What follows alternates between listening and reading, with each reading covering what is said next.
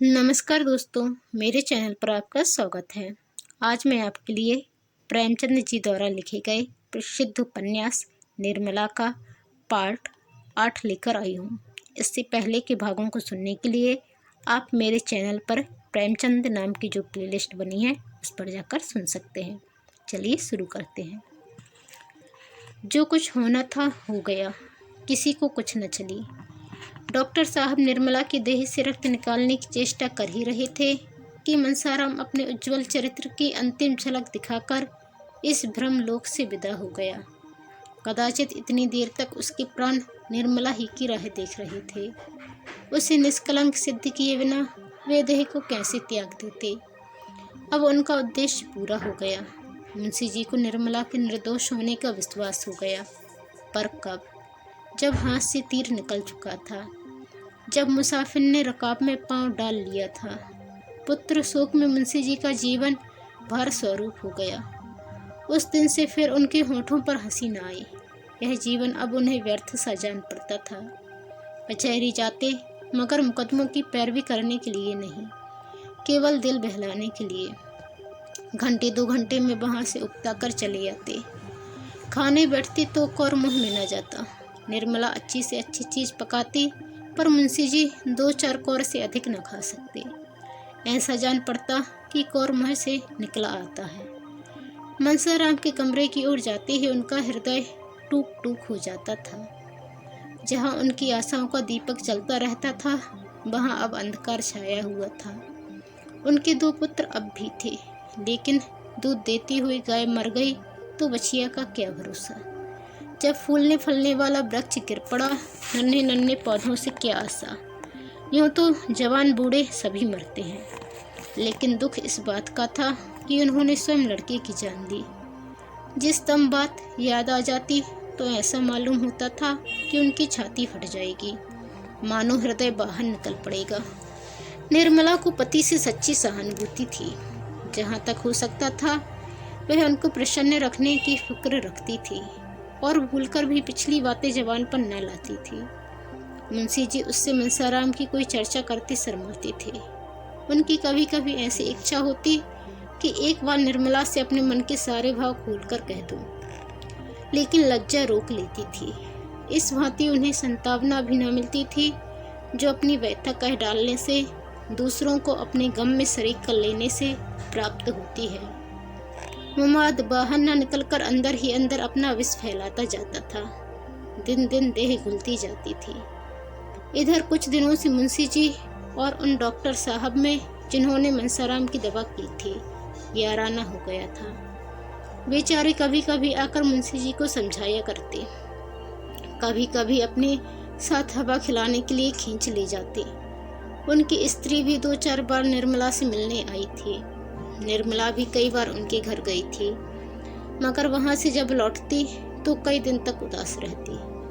उस दंपत्ति का सुखमय जीवन देखकर उसे अपनी दशा पर दुख हुए बिना न रहता था। डॉक्टर साहब को कुल 200 रुपये मिलते थे, पर इतने ही में दोनों आनंद से जीवन व्यतीत करते थे।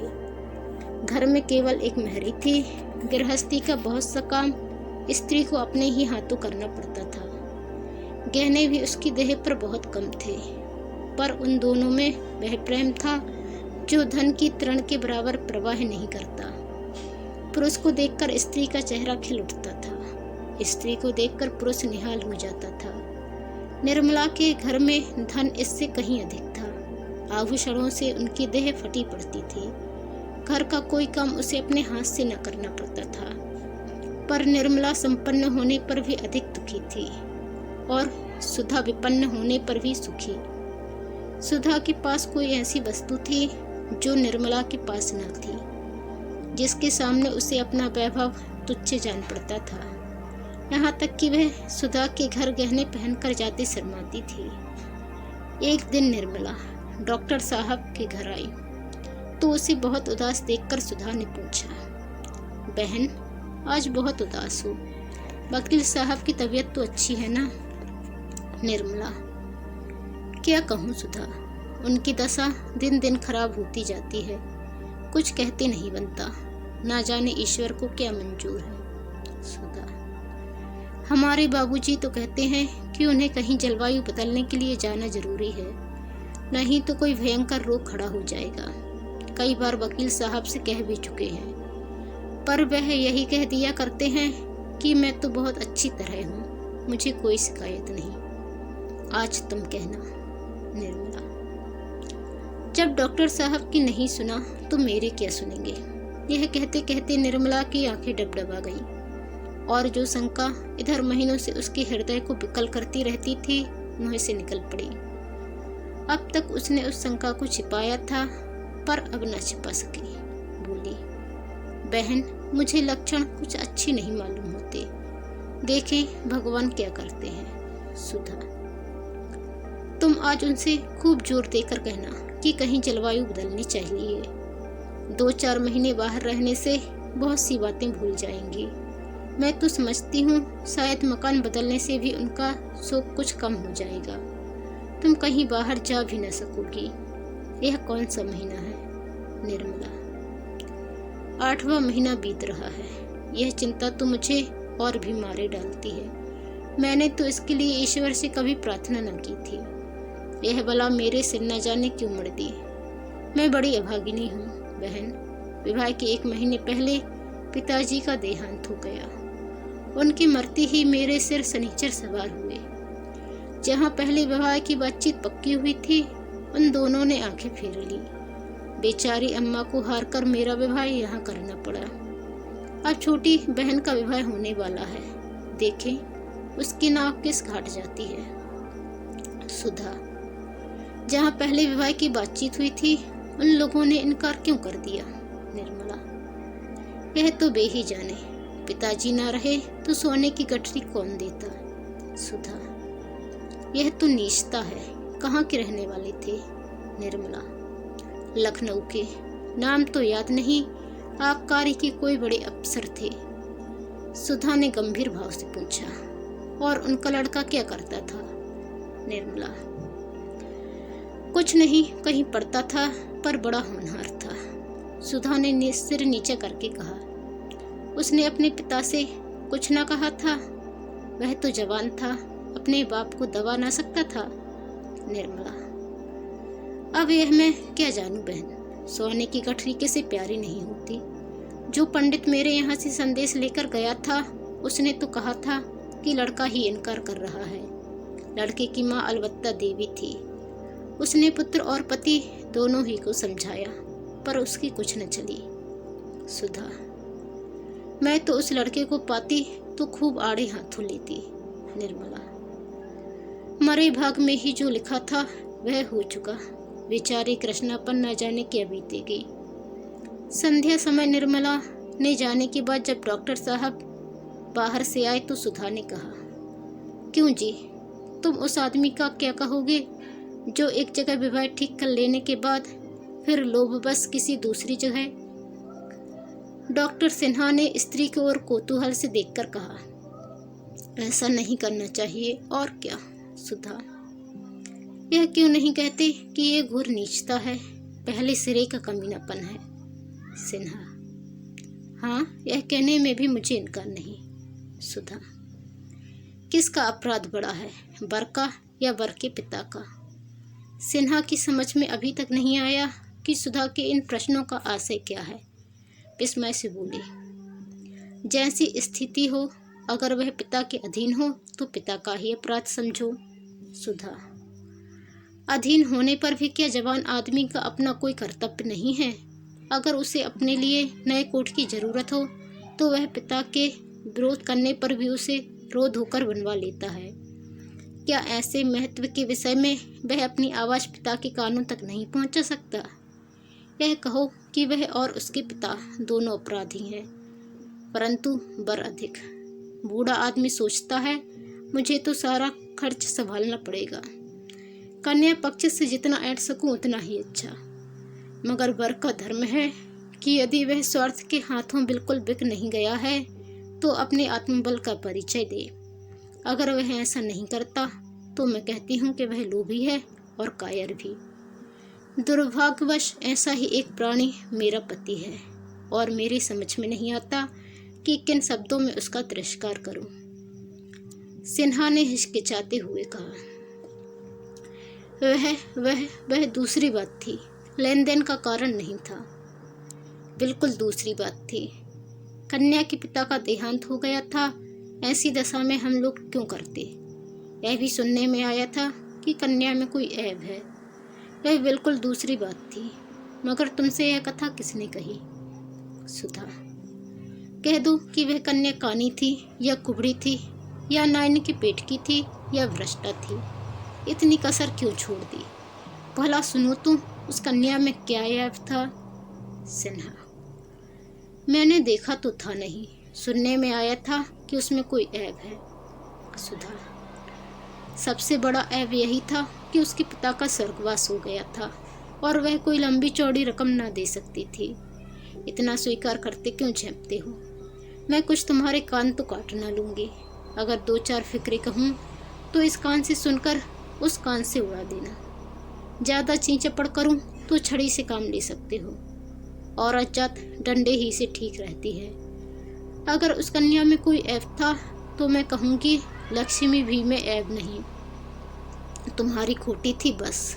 और क्या, तुम्हें तो मेरे पाले पड़ना था। सिन्हा। तुमसे किसने कहा कि वह ऐसी थी वैसी थी जैसे तुमने किसी से सुनकर मान लिया? सुधा। मैंने सुनकर नहीं मान लिया, अपनी आंखों देखा। ज़्यादा बखान क्या करूं? मैंने ऐसी सुंदर स्त्री कभी नहीं देखी थी।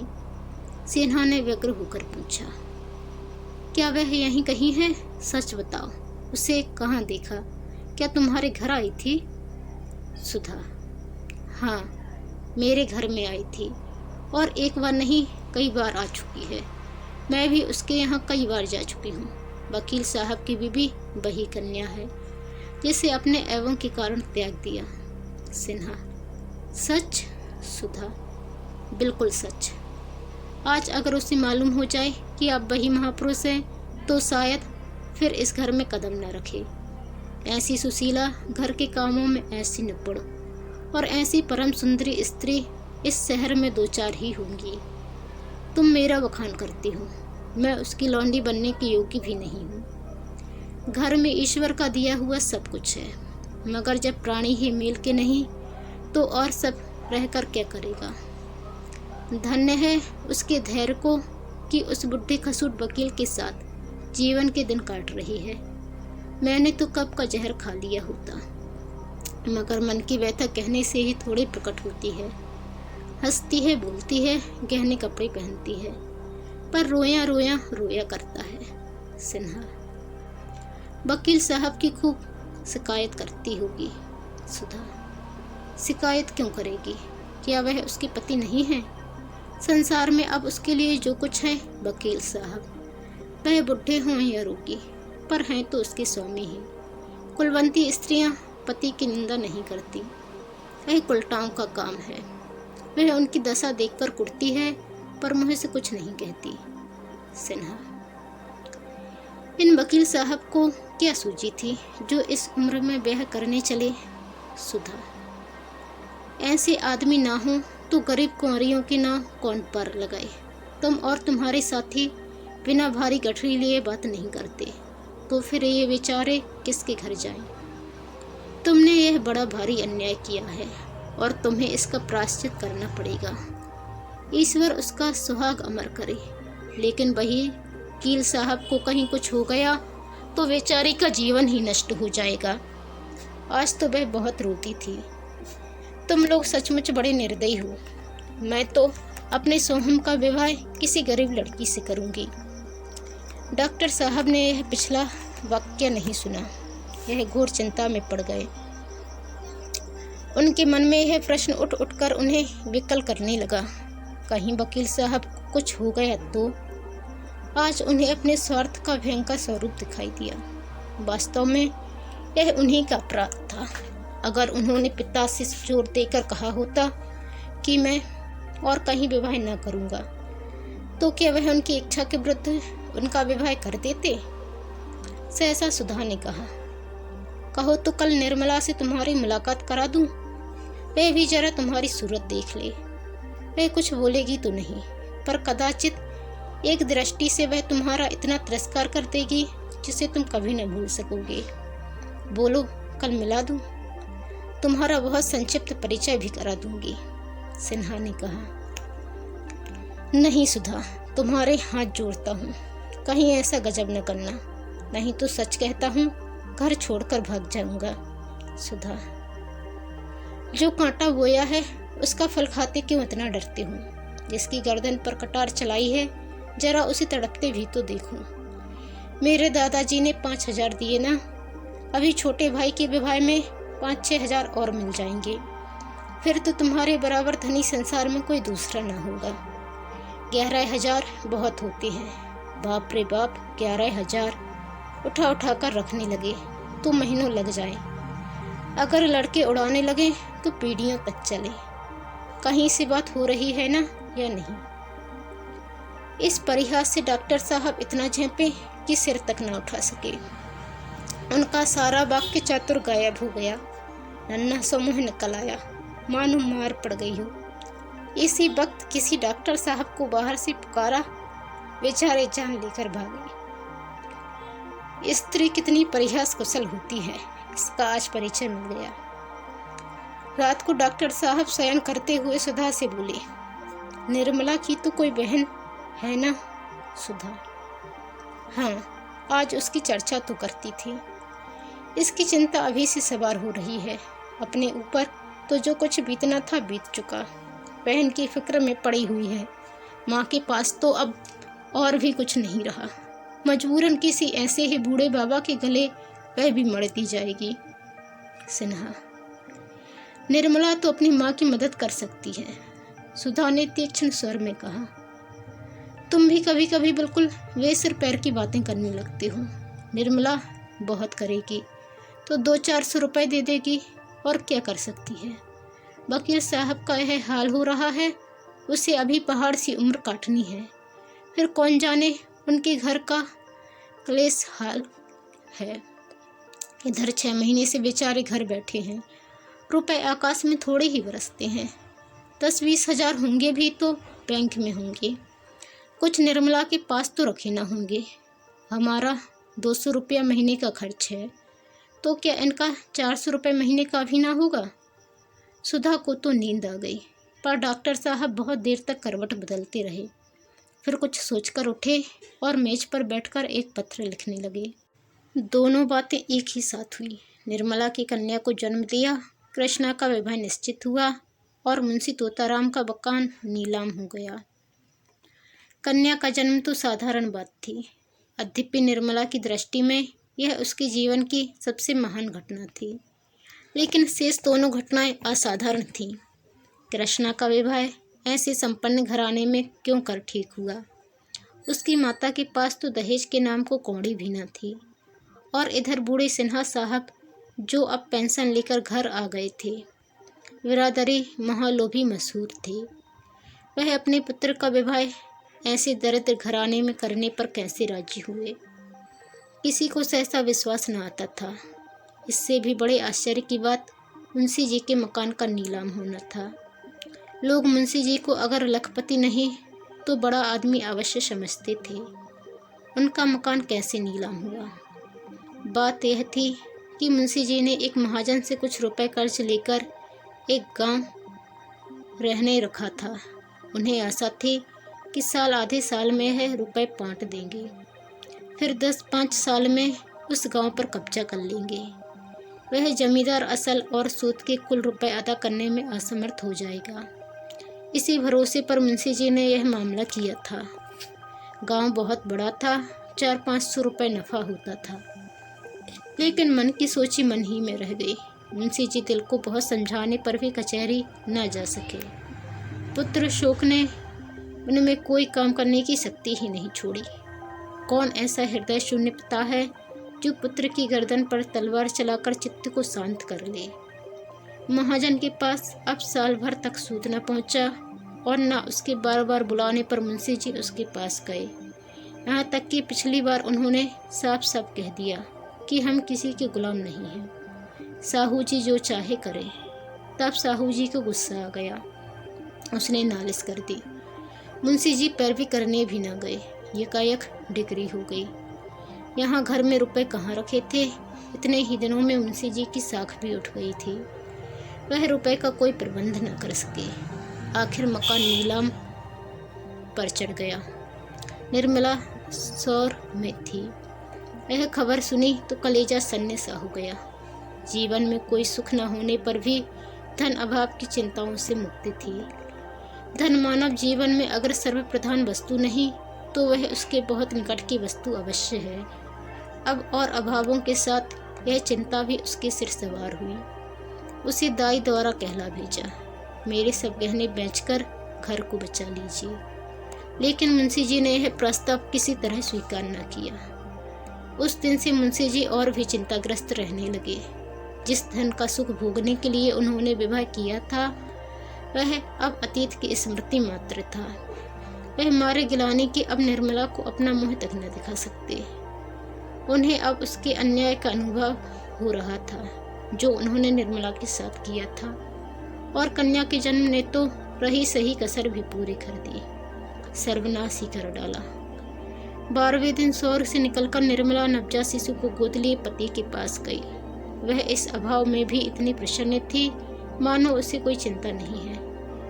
बालिका को हृदय से लगाकर वह अपनी सारी चिंताएं भूल गई थी। शिशु के विकसित और हर्ष प्रदीप्त नेत्रों को देखकर उसका हृदय प्रफुल्लित हो रहा था। मातृत्व के इस उद्गार में उसके सारे क्लेश लीन हो गए थे। वह शिशु को पति की गोद में देकर निहाल हो जाना चाहती थी, लेकिन मुंशी जी कन्या को देखकर सहम उठे। गोद लेने के लिए उनका हृदय हुलसा नहीं, पर उन्होंने एक बार उसे करुण नेत्रों से देखा और फिर सिर झुका लिया। शिशु की सूरत मनसाराम से बिल्कुल मिलती थी। निर्मला ने उसके मन का भाव और ही समझा। उसने सद्गुण स्नेह से लड़की को हृदय से लगा लिया, मानो उनसे कह रही है, अगर तुम इसके बोझ से दबे जाते हो तो आज से मैं इस पर तुम्हारा साया भी नहीं पड़ने दूंगी। जिस रत्न को मैंने इतनी तपस्या के बाद पाया है उसका निरादर करते हुए तुम्हारा हृदय फट नहीं जाता। वह उसी क्षण शिशु को गोद से चिपकाते हुए अपने कमरे में चली आई और देर तक रोती रही। उसने पति की इस उदासीनता को समझने की जरा भी चेष्टा न की, नहीं तो शायद वह उन्हें इतना कठोर न समझती। उसके सिर पर उत्तरदायित्व का इतना बड़ा भार कहाँ था जो उसके पति पर आ पड़ा था।